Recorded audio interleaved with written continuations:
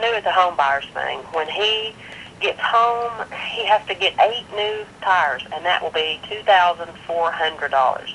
He doesn't have anything in his maintenance account because every time he turns around, he has to get something fixed on the truck.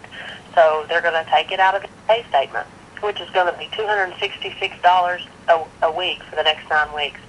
I really wish we didn't get it. Wow, $266 out of the $400 or so that most owner-operators earn in take-home pay will put quite a dent in their finances. But that's a pretty normal occurrence. You see, companies are doing something today called risk shifting. That's when a large company subcontracts its work to small businesses like independent owner-operators. The driver then has to pay for the fuel, taxes, licenses, maintenance, permits, insurance, and any other expenses. Trucking companies and shippers used to have to pay their company drivers for time spent waiting to load or unload and time spent waiting in traffic. They've shifted that financial risk to the drivers also, by paying them by the mile or by percentage of the load. So whenever you see a truck stuck in traffic or sitting in a parking lot, just realize they're not getting paid for that time. That's unpaid labor.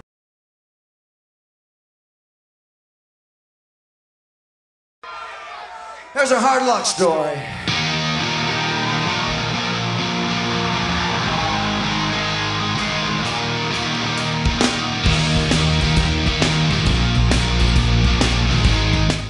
A lot of pressure, cause they pressure you a lot. They tell you have to go fast, fast, fast. That's exactly what trucking companies do too. They tell you you have to drive legally, then they give you loads that are impossible to deliver legally. If you complain, you can look forward to being given short trips that won't pay for your expenses. And if you get caught, you're on your own. It reminds me of the Kingfisher Goldsmith article. Because the neoliberal deregulation of the trucking industry eliminated market protection, but it increased state interference. It's all about the individual, the driver, and if they get caught for driving too many hours or too fast, it's just their fault. Never mind the dispatcher that gave them the load knowing they couldn't do it legally, or the company owner that refuses to pay them a living wage.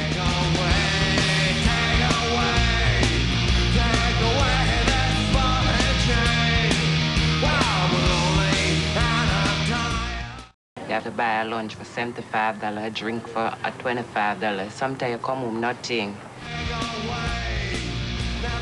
Life on the road gets expensive. You know how it is. You can really eat up your money if you get a Coke or a bottle of water every time you stop for gas. The drivers can only eat in certain places because limits on their time and the size of their trucks. And truck stops aren't known for their great deals. And just forget about eating healthy. You may think drivers could cook or prep their own meals, but there's no time for that. And if you want to call home, that costs money, and doing laundry costs money too. Nothing from nothing leaves nothing. The first time I ever saw Life in Debt was when my wife brought it home. I was excited because it was such a great representation of what we had learned about the realities of all-inclusive resorts. But I was amazed when she came home with stories of students complaining about the poverty they had to witness when visiting all-inclusive resorts in Jamaica. They were actually upset at having to view the poverty they helped create. But we do it.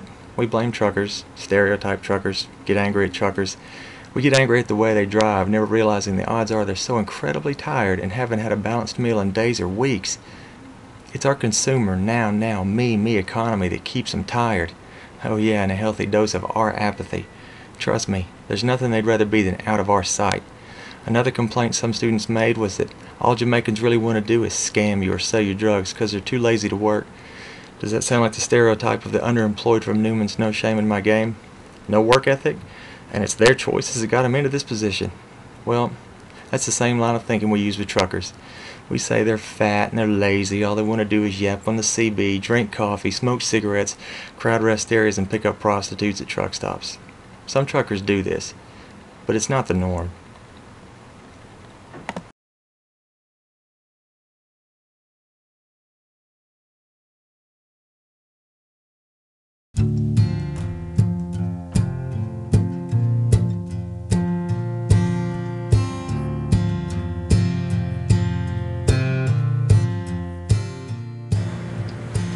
Let's just say I made a lot of financial mistakes in the mid-90s that would take me away from my family. But I did, and did some research that said truck drivers made about 30 grand a year, so I figured that would get us out of the hole. I drove for Youngblood Truck Lines for about 6 months out of North Carolina. My wife and I averaged up my hourly wage for young blood, and it came up to right at about $2.50 an hour. Didn't make a lot of money doing that, so I thought I'd haul produce out of California. I did that for Jeff and Sons out of Seymour. I made even less for them because I was laid over so much of that load. Trucking really put me in debt because it cost me money to get the CDL originally, and I couldn't get a union job when I got home. All I ended up doing was seeing a lot of the country. I did some riding when I was driving, and one time when I was laid over at the Mexican border waiting for a load of tomatoes, I wrote this: "Nothing's quite as cool as falling asleep, slowly feeling sleepy, and then suddenly you're out. Then you hear the horn of the uneven pavement from the shoulder of the road. You wake up before you kill yourself or somebody else." Here's another one. Damn, how do they keep moving, driving, talking, smoking? They must be 60 or 70 years old. Skin like leather and eyes that can cut through years. Their voices squawk from that radio like pirates. They talk about the old days before the big road, before the company driver. They leave a trail of ex-wives, ex-kids, and several ex-selves, I'm sure. They never eat. They sleep in 90-minute intervals and can swear like their lives depend on it. They love to help you so they can tell you how worthless new drivers are. It's impossible to kick their ass. The beating life has given them could never compare to what you could. These are the guys who can lose a finger and never miss a gear. They spit in the DOT man's face and they'll aim right for you when they pull into a parking lot. They didn't write the book on toughness. That would have involved being still. The book was, however, written about them. They don't work on Sunday, goddammit. They go to church even if it is in a parking lot. They don't tell you that your lane is clear to merge. They'll say something like, "Get your head out of your ass, young blood, and gouge that motherfucker in there." And I do, because they're right. Neoliberal ideology is alive and well in trucking.